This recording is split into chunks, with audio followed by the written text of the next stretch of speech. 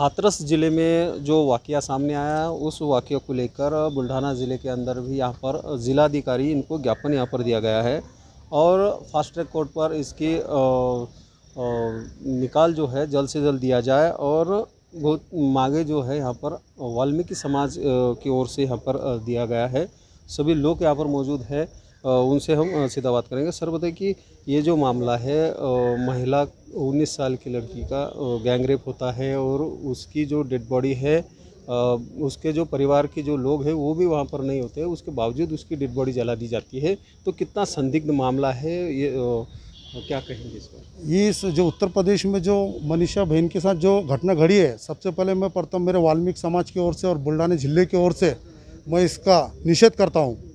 और जिन अपराधियों ने जो घिनौनी हरकत की है, मैं उनका भी तिरस्कार शब्दों में, ऐसे जो भक्षक है, जो समाज में जो फिर रहे हैं, जिनकी वजह से आज हमारे भारत देश के अंदर कोई भी महिला सुरक्षित नहीं है, ये बीजेपी सरकार ने ये जो आरोपी है, जो बीजेपी सरकार की ओर से जो इनको पाठबल मिल रहा है, मैं सबसे पहले बीजेपी सरकार का भी निषेध करता हूं। और जो वहाँ के मुख्यमंत्री है योगीराज जी, उनका भी मैं निषेध करता हूं कि ऐसा मुख्यमंत्री ने ताबड़तोड़ राजीनामा देना चाहिए।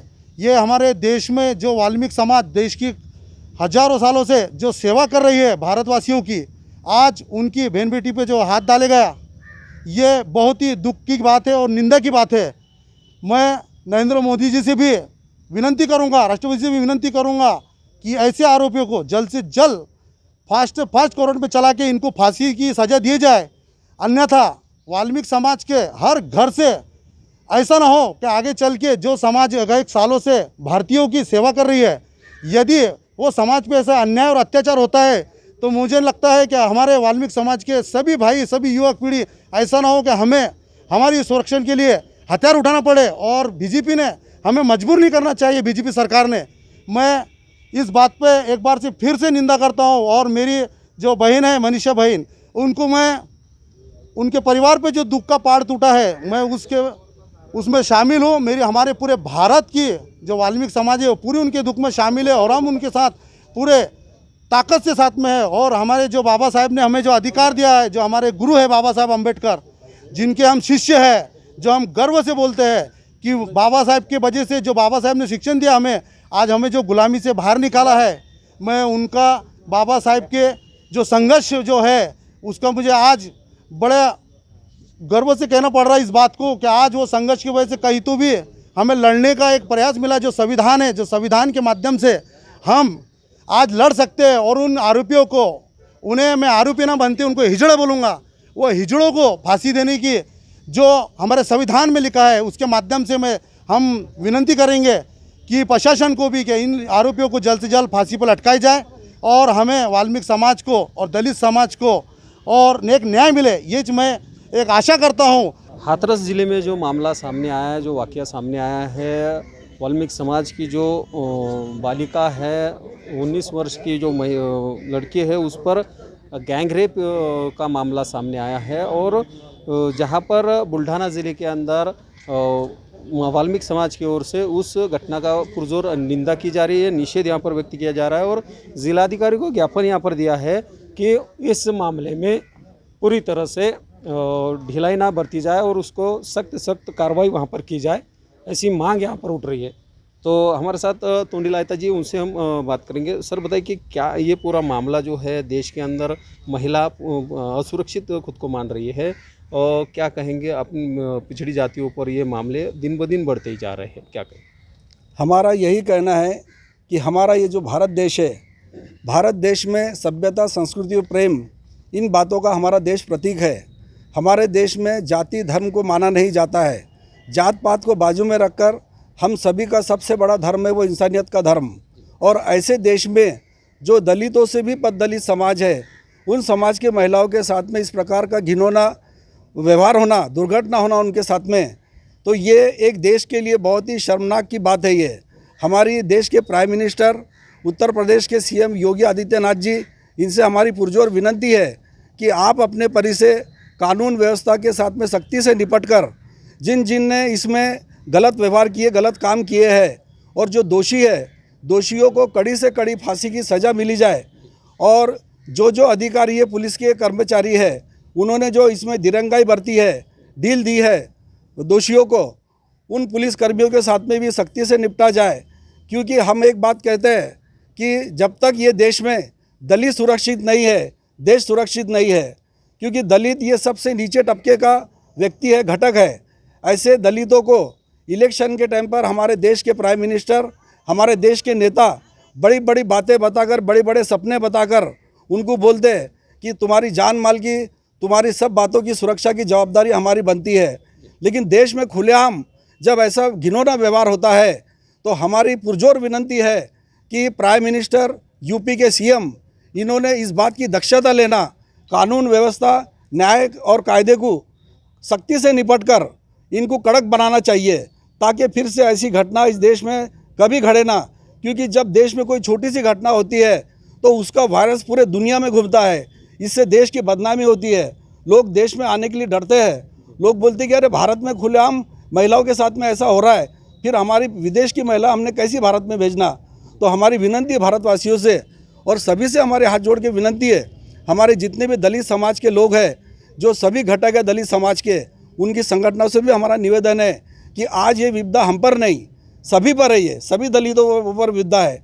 तो सभी ने मिलकर इसका पुरजोर विरोध करके, संगठनों को एकत्रित करके एक अच्छा आंदोलन खड़ा करके हमारे देश के प्राइम मिनिस्टर, हमारे यूपी के सीएम, इनको इधर आकर्षित करके इनको मजबूर करना कि नहीं, अब हमको कानून व्यवस्था कड़ी करना हमको ज़रूरी है, ताकि इस देश की महिला खुलेआम रात को भी रास्ते पर घूमकर अपने आप को सुरक्षित समझे।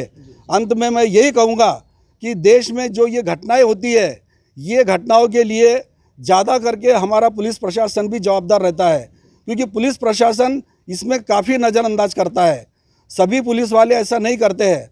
पुलिस डिपार्टमेंट बहुत अच्छा है, लेकिन कुछ व्यक्ति इसमें दिरंगाई करके दोषियों से हाथ मिलाकर गरीब लोगों पर, गरीब तबके के लोगों पर अन्याय करते हैं।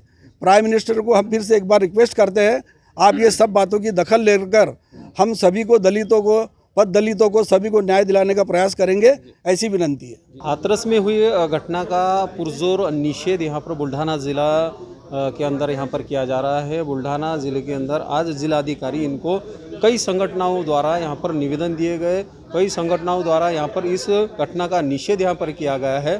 तो बहुत से ऐसे लोग हैं जो इस घटना का निंदा करते हैं, उसका निषेध करते हैं। हमारे साथ प्राध्यापक प्रेम खासबागी जी, उनसे हम जानेंगे कि किस तरह की ये जो घटनाएं हैं, जो वाक़या है सर, यहाँ पर दिन ब दिन बढ़ते जा रही है और जो महिलाएं हैं, महिलाओं के अत्याचार जो है बढ़ते ही जा रहे हैं। तो क्या लगता है, ये सरकार या लोकशाही ख़त्म करने के कगार पर है या क्या आप कहेंगे इसको? सबसे पहले इस जो वाक़या जो उत्तर प्रदेश में हाथरस में हुआ, उसकी मैं कड़ी निंदा करता हूँ। देखिए, क्या अगर हमारी बहन मनीषा ऊंची जाति की होती तो क्या उतनी स्फूर्ति पाखंडी योगी आदित्यनाथ दिखाते? यानी इस देश में जिसकी संख्या भारी, उसकी उतनी भागीदारी होना चाहिए। हमारी दलित की बेटी हो, पिछड़े वर्ग की बेटी हो, आदिवासी की बेटी हो, तो वो देश की बेटी नहीं होती है।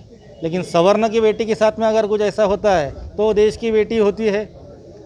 दिल्ली बंद की जाती है, पूरा मीडिया उसके लिए पूरा रास्ता इकट्ठा करता है, लोगों को चैन से सोने नहीं दे सकते। अगर हमारी बेटी के साथ में ऐसा हुआ है तो मीडिया कहाँ है? तो देश का जाना माना मीडिया है, क्या वो सोया हुआ है? उनको ये बेटी देश की बेटी नहीं लग रही? दलित की बेटी देश की बेटी नहीं है? मैं पूछना चाहूँगा पाखंडी योगी आदित्यनाथ से कि क्या आप स्फूर्ति दिखाओगे? नहीं, पुलिस कार्रवाई नहीं कर रही है। वो बच्ची को मारा गया, तोड़ा गया, शोषण किया गया, कहाँ थे आप? क्या आपकी जिम्मेवारी नहीं है कि प्रदेश में सुख शांति और तरक्की की जाए? और जिस तरह से ये जो वाक़या है, जो महिला की जो डेड बॉडी है, वो देर रात 3 बजे पुलिस प्रोटेक्शन के अंदर वहाँ पर जलाई जाती है और उसका अंतिम दाह तक करने का मौका परिजनों को नहीं दिया जाता है। तो ये मामला कहीं ना कहीं लोकशाही दबाने का है, क्या कहेंगे इसको? वो भली भांति जानते थे कि अगर परिवार को अगर उसकी बॉडी सौंपी जाए तो परिवार वाले बौखला उठेंगे, समाज वाले बौखला उठेंगे, बहुजन समाज जागा हो जाएगा। तो रातों रात जैसी गंदे काम जो रातों रात किए जाते हैं, तो उन्होंने रातों रात हमारे बहन का अंतिम संस्कार किया ताकि वहाँ पर कोई मीडिया ना पहुँच सके, जनता ना पहुँच सके, और जनता नहीं पहुँचेगी तो वो बात पूरे देश में ना फैले। लेकिन ये इसमें बात रात की नहीं, इसमें दाल काली नहीं तो पूरी दाल ही काली है। तो उस प्रकार से इस वाक़ये को दबाने की कोशिश वहाँ के प्रशासन ने की है। तो प्रशासन की भी मैं निंदा करना चाहूँगा, क्योंकि प्रशासन में क्या सब सवर्ण नहीं है, प्रशासन में पिछड़ा वर्ग के लोग हैं, प्रशासन में आदिवासी है, प्रशासन में दलित है। क्या उनकी जिम्मेवारी नहीं है कि अपने बहन को न्याय दे सके? जहाँ पर देखा गया है कि पुलिस वहाँ पर मौजूद होने के बावजूद भी वहाँ पर जो मामला रात के समय रफा दफा करने की पूरी कोशिश वहाँ पर की गई, और साथ ही ये तो 2 हफ्ते पहले की बात है, बावजूद अभी जो है परसों की एक बात है जो दोबारा उत्तर प्रदेश के अंदर और से एक महिला के दोनों पैर काटे जाते हैं, तो ये और मामला सामने आता है। तो क्या कहेंगे इसको? मुझे लगता है कि बहन को बचाने से ज़्यादा गाय को बचाने में पाखंडी आदित्यनाथ लगे हुए हैं। अगर गाय ज़्यादा महत्वपूर्ण है तो उससे ज़्यादा इंसान भी है। रात को ऐसे गंदे काम करना छोड़ दे। अगर जनता रास्ते पर आ गई तो आपको राजनीति छोड़कर फिर से अध्यात्म में जाना पड़ेगा। और योगी आदित्यनाथ का सरकार बनाने का, राजनीति में आने का एक संकेत है कि अध्यात्म पाखंड है। जो कुछ ताकत है वो लोकसभा है, जो कुछ ताकत है राज्यसभा है, जो हमारे संविधान ने दिया है। वो भली भांति जानते हैं कि अध्यात्म सिर्फ पाखंड का काम है, नाम के लिए है, इसलिए वो राजनीति में आए हैं। अगर अध्यात्म इतना ही अच्छा है तो राजनीति छोड़ दे और अध्यात्म करे। माला जपते बैठे, फिर माला क्यों नहीं जप रहे हो? साधु संतों का संसद में क्या काम है? राज्यसभा में, लोकसभा में या विधिमंडल में क्या काम है? कोई काम नहीं। आप अध्यात्म करो ना। लोगों को बताते कुछ और हो, करते कुछ और हो। तो मैं तो कड़ी निंदा कर ही रहा हूँ कि सबसे पहले आदित्यनाथ इस्तीफा दे दे। वो इंसान प्रदेश सरकार का चलाने के लायक नहीं है। जहाँ पर केंद्र सरकार लोकशाही का शोषण होता है, वो व्यक्ति या वो पार्टी शासन में नहीं रहनी चाहिए। जहाँ पर केंद्र सरकार और उत्तर प्रदेश की जो सरकार है वो जहाँ पर बेटी बचाओ बेटी पढ़ाओ का नारा यहाँ पर देती है, और उसी के प्रदेश के अंदर इस तरह की वाकया जो है एक के पीछे एक घटनाएं जो है वो यहाँ पर होती हुई नज़र आ रही है।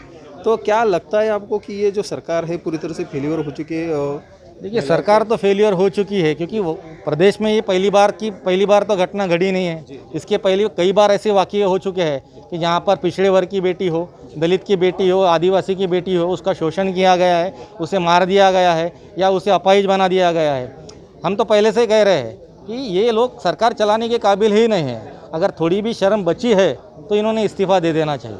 उत्तर प्रदेश का हाथरस ज़िला और वहाँ पर जो वाक़या सामने आया है उस वाक़या का पूरी तरह से निषेध बुल्ढाना ज़िलाधिकारी कार्यालय यहाँ पर किया जा रहा है। ज़िलाधिकारी को ज्ञापन देकर निषेध व्यक्त किया जा रहा है। साथ विविध संगठनाएं हैं वो अपना निषेध यहाँ पर व्यक्त कर रहे हैं। राष्ट्रीय चर्मकार महासंघ के बुल्ढाना ज़िले के अध्यक्ष यहाँ पर मौजूद है और उनकी पूरी टीम यहाँ पर है, इस घटना का निषेध करने के लिए यहाँ पहुँची है। सर, ये जो मामला है उत्तर प्रदेश की धरती पर वहाँ पर हुआ है, साथ ही ये 2 हफ्ते पहले का मामला है और 2 दिन पहले भी एक वाक़या जो है सामने आया है।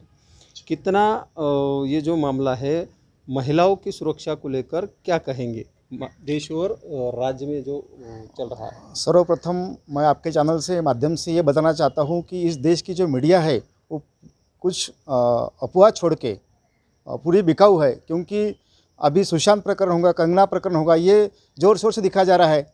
जब निर्भया प्रकरण हो गया वो भी पूरी ज़ोर शोर से दिखाया गया। लेकिन अभी एक दलित समाज की लड़की पर इतना रेप हो गया, उसकी ज़बान काट दी, उसकी कमर तोड़ दी गई, उसका 8 दिन तक कोई पुलिस स्टेशन में उसका FIR नहीं हुआ, फिर भी मीडिया ने कुछ भी दिखाया नहीं। आज कल परसों से कोई कहीं कहीं छोटी छोटी पट्टी दिखाई जा रही है। आपका मैं बहुत यहाँ पे शुक्रगुजार हूँ कि कम से कम आप तो भी ये दलित महिलाओं की बात मीडिया के माध्यम से रखने जा रहे हैं।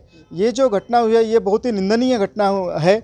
और इस देश में जो दलित समाज है उसमें से तो महिला तो पूरे देश में की सभी दलित है, तो यह बहुत ही घिनौनी ऐसा प्रकार की घटना है। वहाँ का जो उच्चवर्णीय समाज है, खास करके ठाकुर जो समाज है, और ठाकुर समाज के वहाँ के मुख्यमंत्री है और देश में के मुख्य प्राइम मिनिस्टर है, वो भी जो पार्टी से आते हैं वही पार्टी से मुख्यमंत्री आते हैं। तो क्या ये पार्टियों ने ये दलित महिलाओं का शोषण करने का ही अपने कार्यकर्ताओं को क्या पूरी यहाँ पे ये दे दी है, छूट दे दी है कि उनको? ऐसा ही लग रहा है, क्योंकि 8 दिन तक वो महिला पर एफआईआर दाखिल नहीं होता, उसको मेडिकल ट्रीटमेंट जल्दी मिलती नहीं, आखिरी को वहाँ पे मेडिकल ट्रीटमेंट लेट मिलने की वजह से उसका वहाँ पे देहांत हो गया। तो राष्ट्रीय चर्मकार महासंघ बबनराव घोलप साहब के माध्यम से ये पूरे देश में ये आंदोलन चलाने जा रही है। और यहाँ पर भी मैं अमरावती विभाग का विभागीय अध्यक्ष प्राध्यापक DR माड़ी, मेरे साथ में हमारे जिला अध्यक्ष प्राध्यापक इंगड़े सर है, मेरे साथ में हमारे दूसरे जिला अध्यक्ष यहाँ पर भागवत तांदड़े सर है, और पूरी हमारी टीम है। बबनराव घोलप साहब ने अगर ये जो गुनहगार हैं उनको कड़क शिक्षा नहीं हुई तो पूरे देश में राष्ट्रीय चर्मकार महासंघ बड़ी जोर शोर से यह आंदोलन चलाने वाला है। क्योंकि आज मेहतर समाज पर हो गया, कल हमारे चर्मकार समाज का तो पूरे देश में हो रहा है। महाराष्ट्र में भी